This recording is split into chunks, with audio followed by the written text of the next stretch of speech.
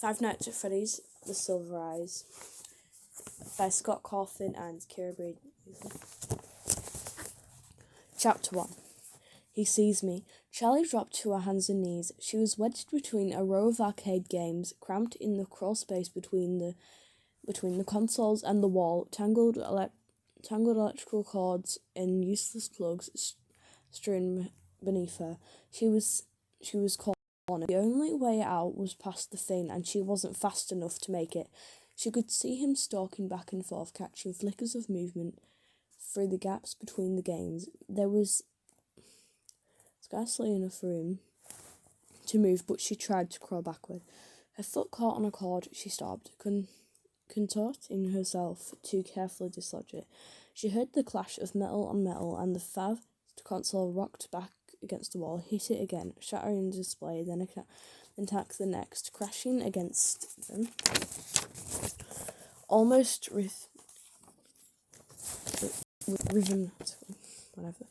tearing through the machinery, coming closer. I have to get out, I have to. The panicked thought was of no help.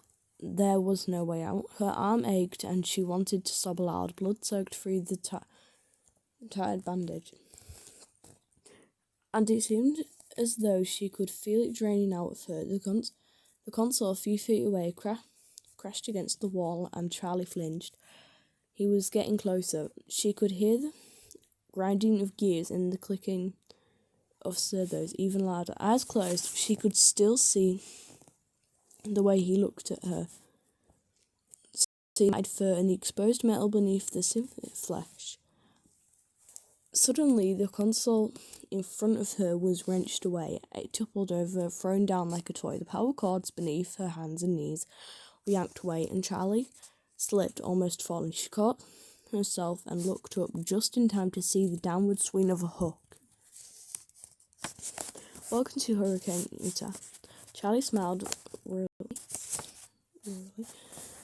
wearily at the sign and kept driving. The worlds didn't look any different from one side of the sign to the other, but she felt a nervous anticipation as she passed it. She didn't recognize anything. Then again, she hadn't really expected to. Not this far at the edge of town, where it was all a highway and empty space. She wondered what the others would look like, who they were now. 10 years ago, they'd been best friends, and then it happened, and everything ended, at least for Charlie.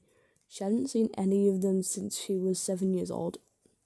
They had written all the time as kids, especially Marla, who wrote like she talked, fast and incoherent. But as they got older, they had grown apart.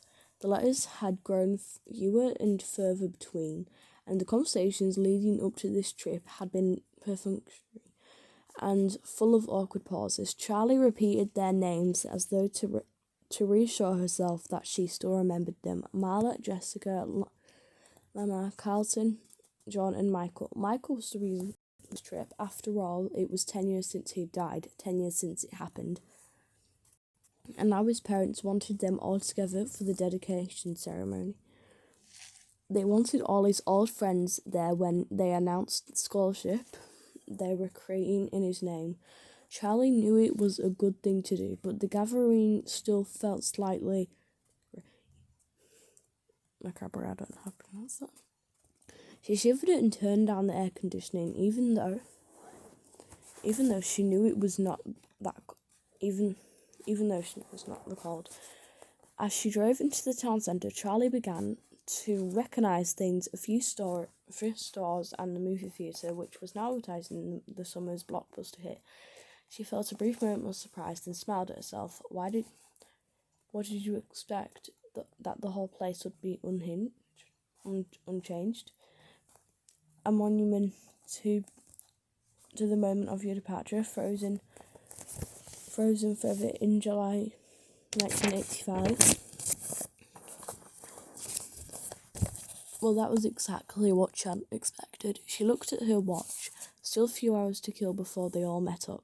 She thought about going to the movie, but she knew what she really wanted to do. Charlie made a left turn and headed out of town. 10 minutes later, she pulled to a stop and got out. The house loomed up before her, its dark outline around a wind in the bright blue sky. Charlie leaned back against the car, slightly dizzy. She took a moment to steady herself with deep breaths. She had known it would be here. An illicit look through her aunt's bank books a few years before had told her that the mortgage was paid off and that Aunt Jen was still paying property taxes. It had only been 10 years. There was no reason it should have changed at all. Charlie climbed the steps slowly, taking in the peeling panes. The third stair still had a loose board, and the rose bushes had taken over one side of the porch, their horns biting hungrily into the wood, and the door was locked, but Charlie still had her key. She had never actually used it, as she took it from around her neck and slid it into the lock. She remembered her father putting its chain around her neck in case you ever need it. Well, she needed it now. The door opened easily, and Charlie looked around. She didn't remember much about the first couple of years here. She had been only 3 years old, and all the memories had faded together in a blur of a child's grief and loss, of not understanding why her mother had to go away, clinging to her father every moment, not trusting the world around her unless he was there, unless she was holding tightly to him, burying herself in his flannel shirts and the smell of grease and hot metal and him. The stairs stretched straight up in front of her, but she did not move directly to them. Instead, she went into the living room, where all the furniture was still in place. She had not really noticed it as a child, but the house was a little too large for the furniture they had. Things were spread out too widely in order to fill the space. The coffee table was too far from the couch to reach. The easy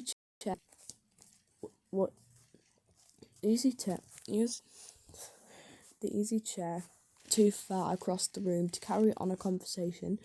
There was a dark stain in the wooden floorboards near the centre of the room. Charlie stepped around it quickly and went into the kitchen, where the cupboards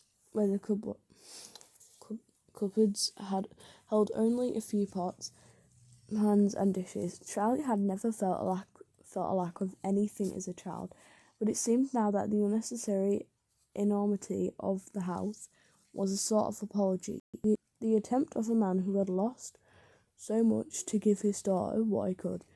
He'd always had a way of overdoing whatever he did. The last time she was here, the house had been dark and everything felt wrong.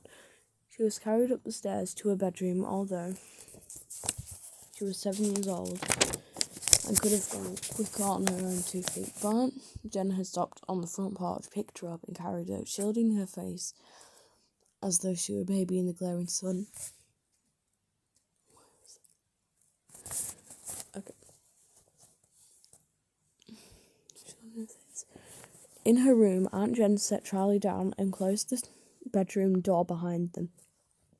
She told her to pack her suitcase, and Charlie had cried because all her things could never fit into that small case. We can come back for the rest later, Aunt Jen said, her impatience leaking through as Charlie hovered indecisive at her dresser, trying to decide which t-shirts to bring along. They had never come back for the rest. Charlie mounted the stairs, heading to her old bedroom. The door was partly cracked, and as she opened it, she had a giddy feeling of displacement, as her younger self might be sitting there among her toys, might look up and ask Charlie, "Who are you?" Charlie went in. Like the rest of the house, her bedroom was untouched. The walls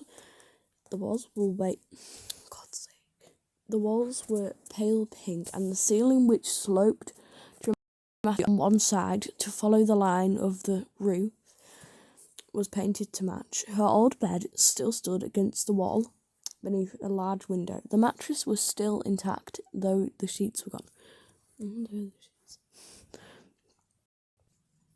The window was cracked slightly open, and the rotten lace curtains waved in the gentle breeze from outside. There was a dark white stain in the paint beneath the window where the weather had gotten in over the years, betraying the house's neglect. Charlie climbed onto the bed and forced the window shut. So that's just going to be all for this video because I can't record the full of chapter 1. But yeah.